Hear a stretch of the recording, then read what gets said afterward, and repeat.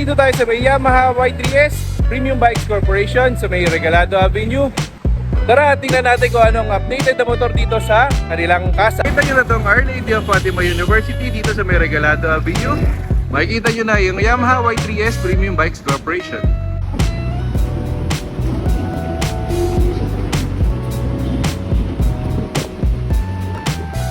So natin dito makikita natin itong Mio Gear S and standard yan. Ang presyo niya is 84,400. Yan. Pagka nag-installment kayo, mag-down payment kayo ng 5,420 all in with 3 years LTO registration. So ayan, pag bumili kayo niyan, automatic na agad na meron kayong 3 years LTO registration. Din palang Mio Gravis dito. Ayan, may brown and black, pares tong matte. So pag binili natin yan ng fully paid yan, 93,900, then down payment natin is 10,590.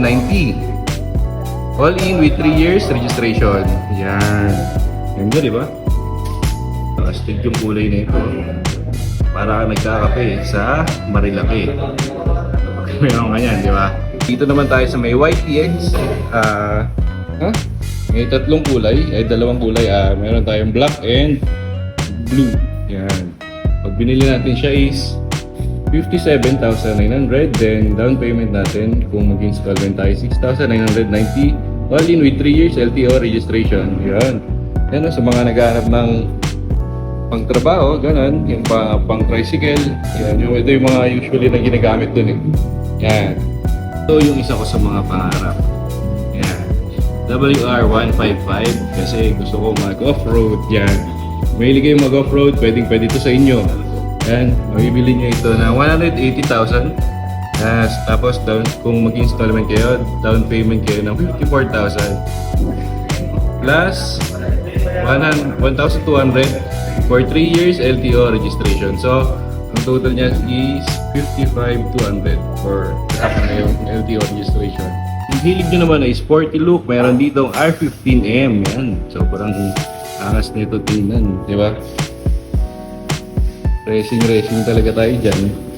Yan, kung bibili natin to is 205 and 800 yan. Kung magda-down payment tayo is 52,100, all in with 3 years LTO registration. Ito ang X-Max, ang ating paboritong motor. Pangarap, syempre, paborito na rin natin yan. So, pag bibili natin ito, yan, 302 and 300 pesos. Yan. Kung sa installment naman is 91,050, all in with 3 years LTO registration. Yan, kung ang hanap mo naman ay pang araw-araw talaga, ito may low down payment sila dito. Ito ang MIUI 125.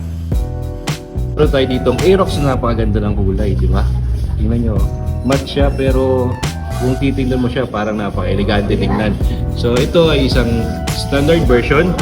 Kung bibili natin ito is 124,000. Kung installment naman natin is 13,600, all in with 3 years LTO registration. Kung ang hanap mo naman ay Aerox S, yan, meron tayo dito. Meron tayong black and blue. Yung naman nito is 147,800.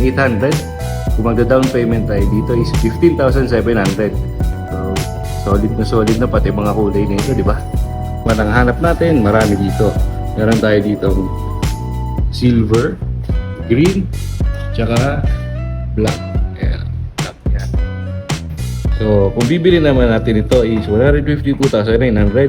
Ayan, kung mag-installment tayo is 16,490, all in with 3 years LTO registration.